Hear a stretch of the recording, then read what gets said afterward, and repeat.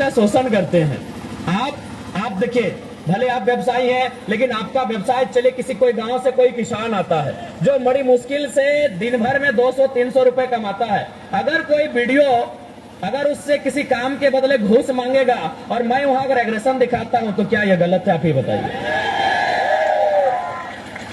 मेरा 2-3 पिछले 4-5 महीने में मेरा एक रूप आपके सामने आया है, जिसको लेकर शायद आप संशय में है, तो मैं आपको बताना चाहूंगा वो घटना बाघमारा की है। ये संदेश मेरा विशेषकर इसरी बाजार के जितने भी हमारे अभिभावक तुल्य व्यापारी व्यवसायी वर्ग है उनके लिए है। बाघमारा की वो घटना दरअसल ये है कि वहां 133 वर्कर काम करते हैं। मान के चलिए, आप कोई भी, आपके अंडर भी बहुत सारे वर्कर्स है जो काम करते हैं, तो उनको पेमेंट कौन करता है? आप करते हैं। मान के चलिए अग्रवाल जी की दुकान है, कपड़े की दुकान है, वहां सुनील अनिल नाम के 2 लड़के काम करते हैं, तो उनको पेमेंट कौन करेंगे? अग्रवाल जी करेंगे। लेकिन बाघमारा की घटना यह है कि वहां 133 वर्कर काम करते हैं। किसके अंडर काम करते हैं? संजय उद्योग और खेमटा 2 एजेंसी है, और बीसीसीएल उसके माने बीसीसीएल के अधीन 2 एजेंसी काम कर रही है। और आपको जान के आश्चर्य होगा, उनको ना संजय खेमटा पेमेंट कर रही है, ना बीसीसीएल पेमेंट कर रहे हैं, उनको सांसद पेमेंट कर रहे हैं। सारा पैसा सांसद को जाता है और सांसद 30,000 लेते हैं, उनको 8,000 रुपया पेमेंट करते हैं। बताइए गलत है कि नहीं है? तो इसीलिए फिर कहूंगा, वोट आपका विषय है, देना या नहीं देना अलग विषय है, लेकिन मेरे बारे में जो नकारात्मक धारणा आपके मन में लोग डाल रहे हैं, ये बहुत दुर्भाग्य है। मैं एक ऐसा लड़का हूं, आज हजारों लोगों की मैं उम्मीद बन के आया हूं।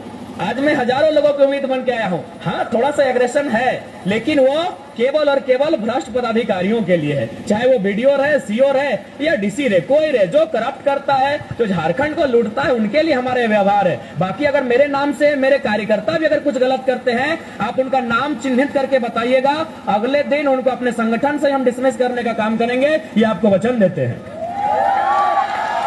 हाँ, मैं एक छोटी सी घटना यहाँ घटी थी, और आज मैं आपको एक ताजा घटना सुना रहा हूं। आज रांची से बेरमो और डुमरी के लिए विशेष टीम आई है। वो विशेष टीम में बहुत सारे आईएएस पदाधिकारी हैं, और उनको ये बोला गया है कि आप डुमरी और बेरमो में एक काम ऐसा कीजिए कि जयराम महतो चुन के चुनाव जीत के नहीं आ पाए। सोच सकते हैं आज लोग किस प्रकार से एक साजिश कर रहे हैं। यही दिल्ली के चुनाव आयोग की टीम भी आई है। आपको भी मालूम है, हर एक विधानसभा में चुनाव आयोग 2-2 पदाधिकारी भेजते हैं, उनको शायद ऑब्जर्वर कहा जाता है। वे लोग बैठ के बात क्या कर रहे थे मालूम है? कि झारखंड नहीं, पूरे इंडिया की हिस्ट्री में हम एक ऐसा चुनाव देख रहे हैं जहां नेशनल पार्टी, स्टेट लेवल की पार्टी जो 20 साल से सरकार में रही है, वो एक 29 साल के लड़के के पीछे हाथ धो के पड़ी है। तो आप अगर आशीर्वाद नहीं देंगे तो ये लड़का, आखिर मुझसे डर उनको क्यों है? सवाल यह भी है कि मुझसे उन आईएएस आईपीएस को डर क्यों है, उन सरकारों को डर क्यों है? ना, डर इसलिए कि अगर हम वहां जाएंगे तो हम वहां कोयले की बात करेंगे, बालू पत्थर की बात करेंगे, रोजगार की बात करेंगे, किसान की बात करेंगे, व्यवसाय की बात करेंगे। हम वहां जाएंगे तो हर झारखंड के मुद्दे को बहुत तार्किक ढंग से उठाएंगे। इसीलिए आज वो भयभीत है कि कुछ भी हो जाए, ये लड़का नहीं आना चाहिए। मैं आपको एक लोकसभा की घटना सुनाऊंगा, नाम लेके सुना देता हूं। चंद्र प्रकाश चौधरी और मथुरा महतो, आपको मालूम है मैं तीसरा प्रत्याशी था, वो 2 थे। इंडिया से मथुरा महतो, एनडीए से चंद्र प्रकाश चौधरी। वो निरसा में बैठ के एक दिन मीटिंग कर रहे थे। क्या मीटिंग कर रहे थे मालूम है? कि बोले कुछ हो जाए, जयराम अगर जीत के आएगा तो तुम्हारा बेटा और मेरा बेटा का कैरियर खा जाएगा। ये उनका सोच है। सोच के देखिए, चंद्र प्रकाश चौधरी और मथुरा महतो निरसा में जाके मीटिंग कर रहे हैं बंगाल बॉर्डर में, और क्या बात कर रहे हैं कि कुछ हो जाए, तुम जीतो दिक्कत नहीं है, हम भी जीते तो दिक्कत नहीं है, लेकिन अगर ये लड़का जीतेगा तो तेरा भी बेटा का कैरियर खाएगा और मेरा भी बेटा का। क्योंकि हम लोग दोनों चाहते हैं कि हमारे बाद हमारा बेटा विधायक बने। तो एक बार इस लड़के को आप साथ दीजिए, ये बदलाव के लिए आया है। हमसे भयभीत होने की आवश्यकता उनको है जो झारखंड की कोयला को लूट रहे हैं, जो झारखंड के बालू को लूट रहे हैं, जो जंगलों को, खनिजों को लूट रहे हैं, जो ईमानदारी पूर्वक, निष्ठा पूर्वक काम करने वाले लोग। आप निश्चिंत रहिए, हम आपके बीच भी गार्जियन बन के नहीं, आपका बेटा आपका रक्षक बन के खड़ा रहेंगे। ये आपको हम वचन देते हैं। अरे आप तो संपन्न लोग हैं। मैं ये बरकट्ठा की एक घटना सुना रहा हूं। वहां एक बुजुर्ग आदमी, सरकारी रिटायर्ड टीचर, वो सरकारी टीचर, ऐसा नहीं कि वो कोई आम व्यक्ति, एक सरकारी टीचर है। वो बरकट्ठा गए थे सीओ से अपना साइन करने के लिए। तो सीओ ने उनको 3 दिन घुमाया। तो चौथा दिन उस बुजुर्ग व्यक्ति ने कहा कि जयराम महतो ठीक बोलता है, घूस मांगने वाला वीडियो सीओ को उठा के टेबल में, चूंकि आचार संहिता है, बूढ़े ने कहा, एक बुजुर्ग आदमी 70 साल उम्र पार हो चुकी है, उस बूढ़े ने कहा कि जयराम महतो ठीक बोलता है, घूस मांगने वाला वीडियो सीओ को उठा के टेबल में, विश्वास कीजिए जो काम 3 दिन से नहीं हुआ था, सीओ ने खुद उनको बुलाया, बोला बाबा जयराम महतो तो जवान लड़का है, ऐसा भाषण देता है तो चलेगा, बूढ़ा आदमी कहे ऐसा बोले हम साइन कर देते हैं। अब आप बताइए क्या वो व्यवहार मेरा गलत है? ठीक है, हम मानते हैं, हम कभी नहीं हम एग्रेशन के लिए जाने जाते, लेकिन मेरा एग्रेशन जनता के लिए है, मेरा एग्रेशन गरीब शोषित वंचित लोगों के लिए है। इसलिए हम आपसे विनती करेंगे, विशेषकर जो व्यवसायी वर्ग हैं, व्यापारी वर्ग हैं, बिल्कुल आप मन में किसी प्रकार की नकारात्मक भ्रांति को उत्पन्न ना होने दें। मैं एक बेटा बन के सबकी सेवा करने के लाया हूं, आपसे निवेदन है एक परिवर्तन को सपोर्ट करें। आपने वोट किया है, 20 वर्षों से झारखंड जब से अलग हुआ है आपने किसी न किसी को वोट किया है, आपसे निवेदन होगा इस बार परिवर्तन के लिए वोट करें। आज देखिए बहुत सारे पत्रकार आते हैं तो क्या कहते हैं कि डुमरी फलाना पार्टी की परंपरागत सीट है, टुंडी फलाना पार्टी की परंपरागत सीट है, बगोदर फलाना पार्टी की परंपरागत सीट है। चूंकि व्यवसायी वर्ग आप लोग पढ़े लिखे लोग हैं, बताइए लोकतांत्रिक देश में परंपरागत सुनने में ठीक लगता है? लोकतंत्र व्यवसायी वर्ग में आपसे निवेदन करूंगा, क्या लोकतांत्रिक देश में परंपरागत सुनने में ठीक लगता है? जी नहीं, लोकतांत्रिक देश में परंपरागत नहीं, परिवर्तन सुनने में ठीक लगता है। मैं परिवर्तन के लिए आया हूं, आपका आशीर्वाद मिले तो जरूर इस राज्य में परिवर्तन होगा और आप निश्चिंत रहें। मेरे छवि को लेकर ये जो विपक्ष दल के लोग राजनीति कर रहे हैं, आप खुद अभी 5 दिन का समय है, आप घरों से बाहर आकर फीडबैक लीजिएगा कि गलियों में गांवों में दबंगई कौन कर रहे हैं। आप एकदम फीडबैक लीजिए। हम आज गए थे उत्तराखंड, वहां भी हमारे कार्यकर्ताओं को धमकाया गया, डराया गया। हम एक साथी का दुकान में गए, उनको तुरंत फोन किया गया कि क्यों जयराम महतो को आने दिए, जबकि यही जयराम महतो कल हमको रविंदर पांडे जी का बेटा विक्रम पांडे मिले बेरमो में। हमने उनके खिलाफ ना उनका आंख फेरा ना गुस्सा दिखाया, बल्कि प्यार से बोले कि कहा विक्रम भैया पापा 25 साल रहे, अब तो हम लोग को मौका दीजिए। हम बहुत प्यार से बोले। विक्रम पांडे एकदम सामना सामनी हो गए, रविंदर पांडे जी के सुपुत्र विक्रम पांडे मेरे फेस टू फेस हो गए। वो उधर से बीजेपी का प्रचार करने आए थे, हम इधर से अपना जेल कैंप का। तो हमने ना उनसे नजर फेरा ना उनको गुस्से से देखा, बड़े प्यार से कहा क्या विक्रम भैया 25 साल से तब है ही, एक बार तो मौका दीजिए अब हम लोग को। तो निश्चिंत रहिए, मेरा वो चरित्र नहीं है, मेरा वो छवि नहीं है। मेरा एग्रेशन केवल और केवल भ्रष्ट पदाधिकारियों के लिए है जो सिस्टम को खोखला कर रहे हैं। अब बताइए, आज 6 लाख बच्चों ने सीजीएल का फॉर्म भरा था, आज सुनने में आया 35 लाख में पेपर लीक हुआ है। अगर वहां हम गुस्सा करें तो बताइए क्या हम गलत हैं? आपके भी बच्चे तैयारी करते हैं, या फिर आपका व्यवसाय जिन लोगों के कारण, क्योंकि व्यवसायी और किसान, गांव और बाजार एक दूसरे के सहयोगी हैं। गांव के बिना शहर नहीं और शहर के बिना गांव नहीं, क्या यह कल्पना होगी? तो शहर और गांव एक दूसरे परस्पर सहयोगी हैं। तो आप ही के दुकान में जो किसान के बच्चे आते हैं उनसे पूछिएगा कि सीजीएल की परीक्षा का क्या हाल है, आज 6 लाख अभ्यर्थियों का क्या हुआ और सरकार क्या कर रही है, आपको भी मालूम है। हाल ही फिलहाल 150 लड़कों को राजस्थान से लाकर यहाँ हेल्थ ऑफिसर बनाया गया।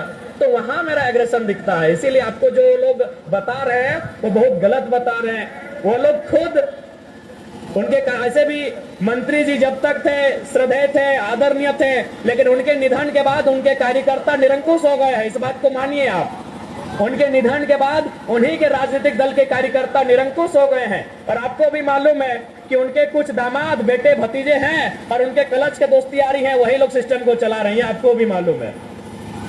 अभी एक बीएलओ बहन है, उत्तराखंड में एक बीएलओ बहन है, उनका बेटा मेरा समर्थक है। तो बताइए क्या गलत है? वो बीएलओ को फोन करके उनके प्रत्याशी का बेटा उनको बोलता है कि देख लीजिए ठीक नहीं हो रहा है, अगर हम लोग जीत गए तो बताइए आपका काम कैसे करेंगे। और आज जयराम महतो कह रहा है, मैं आपको अपनी एक छोटी घटना सुना रहा हूं। लोकसभा के बाद एक व्यक्ति किसी केस में फंसा हुआ था, मेरे पास आया, लगभग 4 घंटा मैंने कभी इसको फोन किया, कभी डीसी को फोन किया, कभी एसपी को फोन किया, और 4 घंटा के बाद जब मैंने उसके समस्या का समाधान किया, उस व्यक्ति की आंखों में आंसू था। आंसू इसलिए था, बोला कि तुमको हम वोट नहीं दिए थे।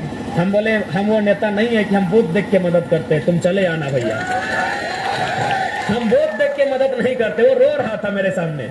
कि यार तुम कैसा नेता हो, हम तुमको वोट नहीं किए हैं, मेरा पूरा गांव से तुमको मात्र 20 वोट मिला है, फिर भी तुम 4 घंटा मेरे लिए परेशान रहे। हमने कहा कोई बात नहीं, तुम 2024 में भी वोट मत देना, हम 29 में मांगने जाएंगे, लेकिन मेरी शिकायत जनता से कभी नहीं रहेगी। और आपको मैं बताना चाहूंगा, यही सांसद चंद्र प्रकाश चौधरी जी, यही बगल में अतकी बरियरपुर गांव है, वहां के लोगों ने ट्रांसफार्मर का डिमांड किया। चौधरी जी ने क्या बोला मालूम है कि तुम्हारा वोट तो जयराम महतो गया है, हम ट्रांसफार्मर क्यों दे? बताइए, एक सांसद के मुंह से शोभा देता है? मैं आपको जो प्रत्याशी हैं अभी विधायक के हमारे जेएमएम के, उनके भी बेटे की एक कहानी सुना रहा हूं। जब मेरा रैली आ रहा था ना नॉमिनेशन के दिन, एक व्यक्ति ने हमको सिर्फ माला पहनाया था, आज वो व्यक्ति जेल के अंदर है। बस उसका कसूर था कि हमको माला पहनाया था, फिर चूंकि तो कुछ काम ऐसा था जो पुलिस से उसको रेड मरवा दिया, जबकि उससे पहले वो ठीक था। बस उसका गुनाह हुआ कि हमको उसने माला पहनाया। वो चंद्रपुरा या बंदियों की घटना है। तो बताइए, कौन लोग नफरत की राजनीति कर रहे हैं, कौन लोग बदले की राजनीति कर रहे हैं? ये आपसे नहीं छुपा है मेरे अभिभावकों, मेरे भाइयों, मेरे साथियों। मैं एक नया लड़का आया हूं, मैं परिवर्तन की राजनीति करने आया हूं। और मैंने शुरू आज भी कहूंगा, जो लोग मुझे वोट देंगे उनका शुक्रिया, उनका धन्यवाद। जो नहीं देंगे उनसे मैं 2029 में अपील करूंगा, उस समय भी नहीं देंगे मैं 34 में अपील करूंगा, लेकिन जनता के लिए मेरा नकारात्मक व्यवहार कभी नहीं रहेगा। मैं जीतने के बाद 90,000 या 1 लाख जो लोग मुझे वोट देंगे, मैं उनका विधायक थोड़ी रहूंगा। मैं डुमरी की 3.5 लाख आबादी का विधायक रहूंगा। मैं झारखंड, अगर मैं मंत्री बना, मुख्यमंत्री बना, तो झारखंड के 3.5 करोड़ व्यक्ति का नेता रहूंगा। इसीलिए वोट जिसने दिया उनको भी शुक्रिया, नहीं देंगे उनका भी शुक्रिया। जनता है, जनता जिस दिन उनको हमको लगेगा देंगे, तो इसलिए मेरा वो व्यवहार बिल्कुल भी नहीं है। आप 2 साल से पहले अगर जानना, यही मैं इन कस्बों में फुटबॉल क्रिकेट खेलने आता था। आपके अंदर एक मैदान है, वहां मैं फाइनल जीत के गया हूं। आपके अंदर एक मैदान है, वहां हम डे नाइट फाइनल जीत के गए हैं। तो आप, ऐसा नहीं है कि मेरा व्यवहार बस 2 साल का ये राजनीति का कैरियर है।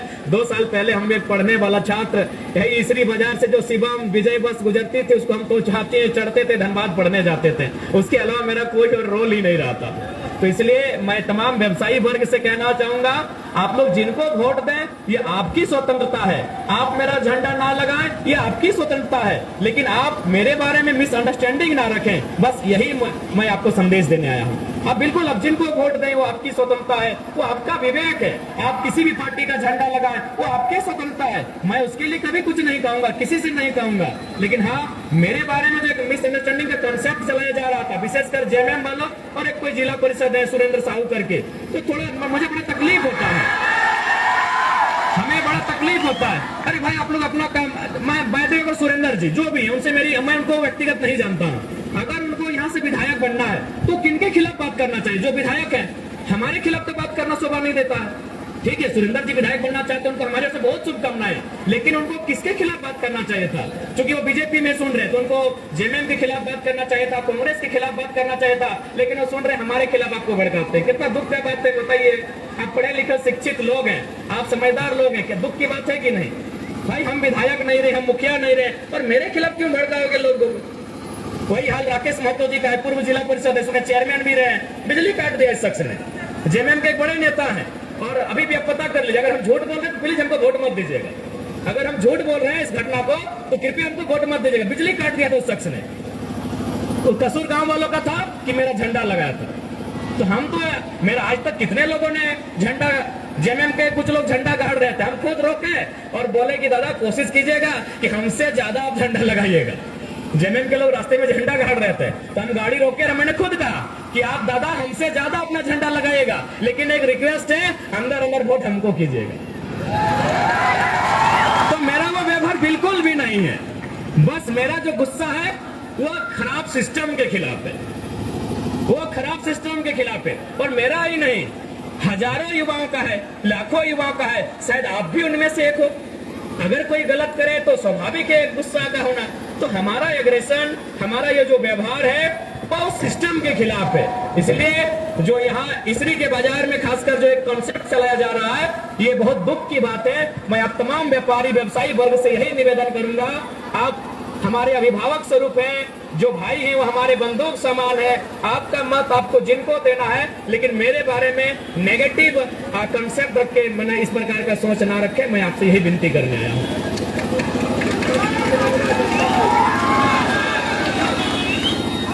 ऐसा नहीं है जैसे कि एक कंसेप्ट दिया आता है चंदा को लेकर, तो ऐसा कुछ नहीं है। हम लोग तो साल में एक कार्यक्रम होता है वो करम के अवसर में, तो उसमें तो लोग स्वेच्छा से मांगते हैं। अजंता स्वीट्स ने काफी मदद किया था, उनको धन्यवाद जो भी है अजंता स्वीट्स। तो ये आपकी स्वेच्छा है, आपको अगर सहयोग करना है तो ठीक है, नहीं तो इसमें कोई आपत्ति नहीं है।